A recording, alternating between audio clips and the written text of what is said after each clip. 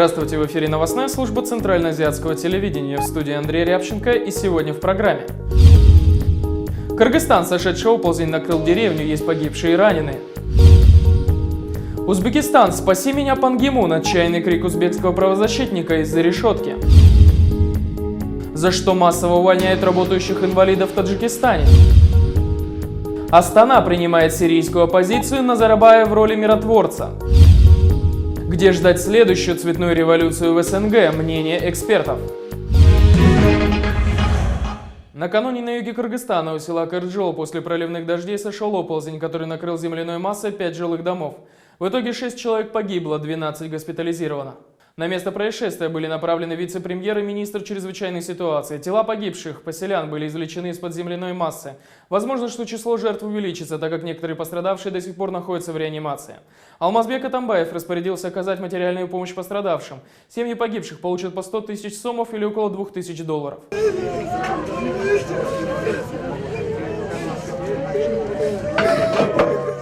Тем временем стала известна сумма ущерба от бушевавшего 21 мая на юге Киргизии ураганного ветра. Кровля около 400 домов, школ и больниц были повреждены сильными порывами. Ущерб составил более $100 тысяч.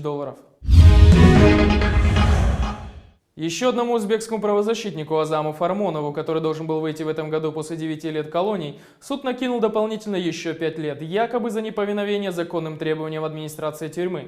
Примечательно, что судебное заседание по этому делу прошло без адвокатов и родственников правозащитника.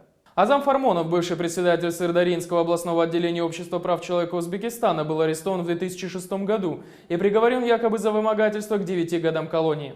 Он стал первым правозащитником, который был отправлен в основанную в 1997 году тюрьму Жаслык для религиозных заключенных. Неоднократно за время пребывания в колонии его избивали и пытали, а когда истек срок и пришло время выпустить Фармонова на свободу, его, как и других политзаключенных, обвинили в неподчинении требованиям администрации тюрьмы.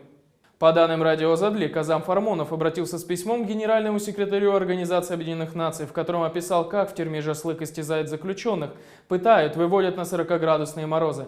В обращении правозащитник посетовал, что Ислам Каримов то ли не знает, то ли не хочет знать, что творят его подчиненные и как измываются они над человеческим достоинством. За 8,5 лет моего нахождения в этой тюрьме я не имел ни одной возможности обратиться к властям, ведь у меня нет права на обращение. Даже если отправить свое обращение, оно не дойдет ни до президента, ни до правительства. Поэтому я обращаюсь к вам и через вас к президенту и правительству Узбекистана. Представляется, что преступление здесь совершается как бы по приказу сверху, но я уверен, что президент Республики Узбекистан не останется безразличным, узнав о сложившемся здесь положении вещей. Уверен, если обращение дойдет до президента, в этой тюрьме установит демократический режим и полностью обеспечит права осужденных на обращение, а пытавшиеся дискредитировать президента и правительство будут строго наказаны. Я полностью осознаю, что это мое обращение как правозащитника и гражданина может стать последним, и прошу взять меня под вашу защиту. И в продолжение новостей по Узбекистану. Центральный банк этой страны опроверг сообщение о приостановке всех операций по обмену иностранных валют в стране. По данным банка, доллары на суммы можно обменять в любом коммерческом банке республики.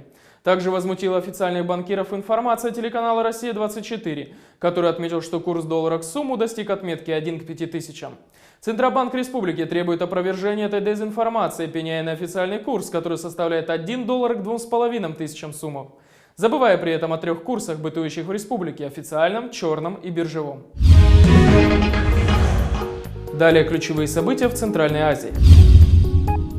Сегодня в Казахстане прошел последний звонок. Более 124 тысяч 11-классников навсегда оставили школьные уроки, чтобы подготовиться к вступительным экзаменам. В Туркмении также звенит последний звонок, однако все неофициальные мероприятия оказались под строжайшим запретом. В школах были проведены собрания педагогических коллективов, где за каждым учителем были закреплены по 2-3 выпускника, за которых конкретный педагог несет персональную ответственность. Если 25 мая выпускник будет замечен в кафе или ресторане, если будет в нетрезвом виде или неподобающем, закрепленный за выпускником учитель будет уволен с работы, заявили директора школ. Массовый падеж сайгака в Казахстане обрел ужасающие масштабы. На данный момент сообщается почти о 90 тысячах умерших животных. До сих пор остается неизвестной причина мора, предполагаемая инфекция пастереллез.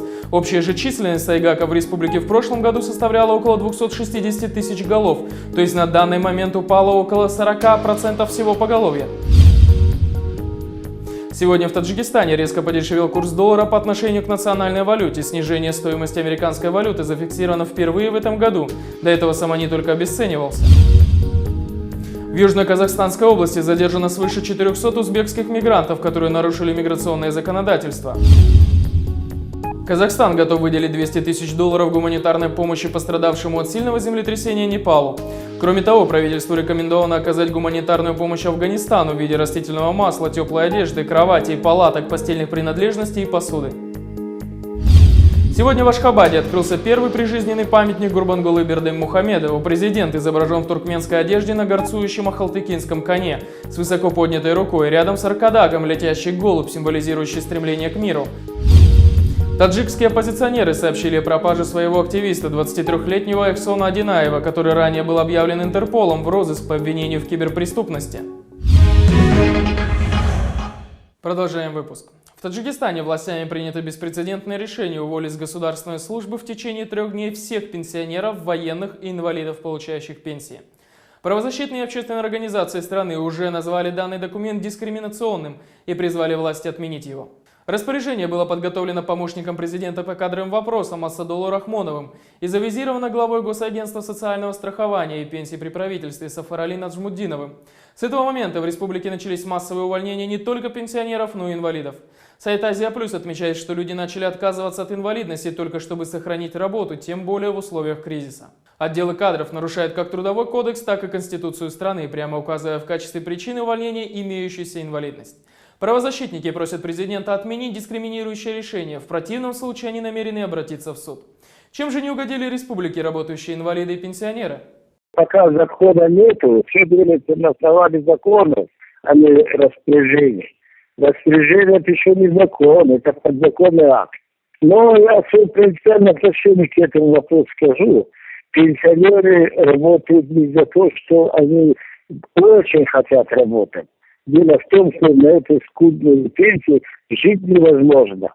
Оплачивать коммунальные услуги, электроэнергии, которые тарифы растут, как дрожжи, понимаете. Это невозможно, и люди вынуждены жить. Молодых кадров туда поставят, они что будут делать? Особенно почти половина сельских школ, они в основном укомплектованы персоналом советского периода, понимаете, которые имеют. Это женщины, это и мужчины. На ком их заменят, я вот не знаю. Тем временем сегодня военный суд Таджикистана должен вынести решение по иску Шахбола Мирзоева, который стал парализованным инвалидом из-за дедовщины в армии. Избивший его до полусмерти Усмой Гайратов получил 9 лет колонии, 2 из которых суд ему немедленно амнистировал. Шахбол Мирзоев, который вот уже почти 1,5 года как находится в больнице, требует от Главного управления пограничных войск Госагентства нацбезопасности Таджикистана более 15 тысяч долларов возмещения материального вреда и более 25 тысяч морального. Представитель пограничных войск заявляет, что ведомство выполнило все свои обязательства, оказав помощь на сумму около 1500 долларов. И никаких компенсаций более выплачивать не намерено. Сегодня в Астане начались переговоры сирийской оппозиции. В течение 3 дней, вплоть до 27 мая, стороны будут обсуждать события, которые происходят сейчас на Ближнем Востоке. МИД Казахстана поспешил подчеркнуть, что сирийские события стали одним из серьезнейших вызовов современному миру, для разрешения которого нужна консолидация всех усилий. Казахстан поддерживает предпринимаемые под эгидой ООН усилия всех заинтересованных сторон внутри и за пределами Сирии, направленные на скорейшее прекращение насилия и кровопролития, преодоление острой гуманитарной катастрофы и на определение политического будущего этой страны путем диалога и примирения. Что могут привнести нового идущие в Астане переговоры? Есть ли надежда, что кризис будет разрешен? И почему именно Казахстан выступил посредником в данном случае? Мнение председателя Исламского комитета России Гейдара Джемаля. Естественно, что Астана прекрасно понимает, что фигура Асада обречена, что ему предстоит в ближайшее время либо быть уничтоженным силовым путем, либо уйти заранее. Поэтому, собственно говоря, тема Сирии возникала во время беседы Керри с Путиным в Сочи, когда Соединенные Штаты настаивали на том, чтобы Россия содействовала уходу Асада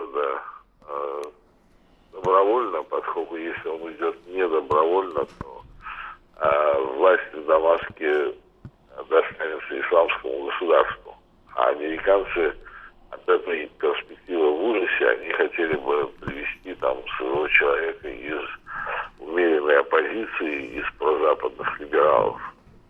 И поскольку Россия не может, так сказать, публично перед всем миром продемонстрировать поворот на 180 градусов и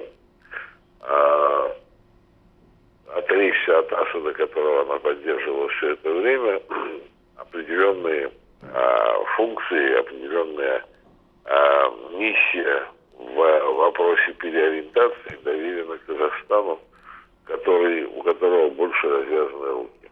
Но это все связано с попыткой заставить Асада уйти добровольно. Между тем, сегодня же, немного южнее, в Душанбе, главы спецслужб СНГ собрались на заседание в закрытом формате, чтобы обсудить технологии предотвращения цветных революций. Участники встречи обсуждают меры по обеспечению информационной безопасности, пути повышения эффективности взаимодействия при борьбе с терроризмом и экстремизмом, вопрос активизации на пространстве СНГ экстремистских и радикальных групп и их возможном участии в реализации технологий цветных революций. В Центральноазиатском регионе властям грозят не бескровные, а вполне ярко-красные революции.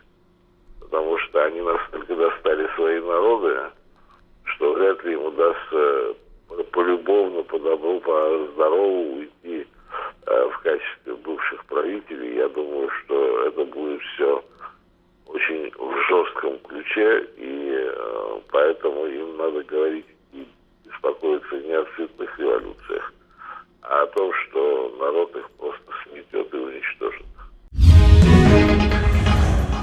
Это была новостная служба Центральноазиатского телевидения. Мы желаем вам получать только хорошие известия. До свидания.